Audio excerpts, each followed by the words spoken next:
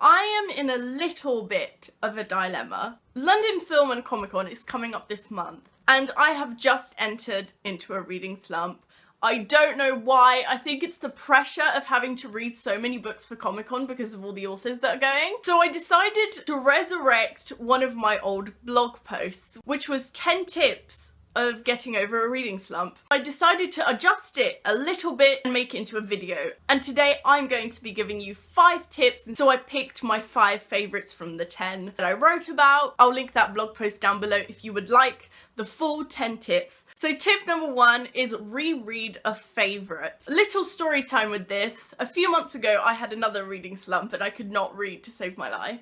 And I reread my favorite parts from Mafiosa by Catherine Doyle. I think rereading your favorite book that you know you were obsessively reading, couldn't stop, reminds you of what reading feels like. And so straight after this I managed to actually pick up another book and finish it. Tip number 2 is probably the biggest one.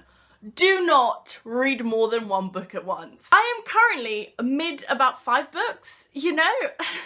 And you're wondering why I'm in a reading slump, because apparently reading 5 books at once is a good idea. It's not even that you get lost in the plot lines, because that isn't the problem. The biggest issue is the pressure of finishing those 5 books, and because you're balancing more than one, it makes you feel like you're reading faster, but in actual fact you're not reading at all. Tip number 3 is read a book that your favourite author has raved about. I get a lot of my book recommendations from authors, and this is a really great tip for getting over a reading slump, because for some reason, if I know that an author that I love has read a book and enjoyed it, it makes me want to read it. And what I mean by this, as well as authors actually giving you recommendations personally, they also blurb a lot of books. So Cassandra Clare actually blurbed The Unbecoming of Myra Dyer, and she said that it's haunting and dreamlike.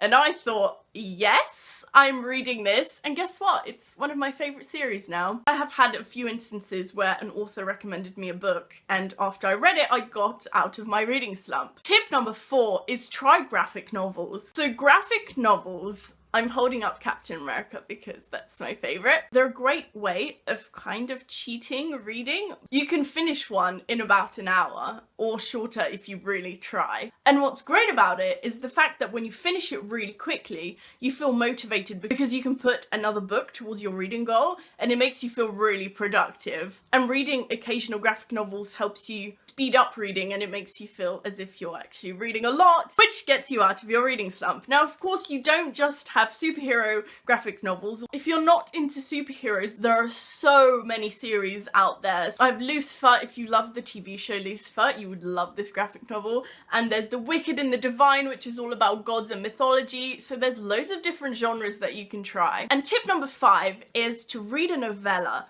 So I've picked up some of my favourite novellas. You have the Chateaume novellas and then the Bane Chronicles. And what is great about novellas that will help you to get out of your reading slump? They're really short. When you're reading them, you're also not having to get used to a new world.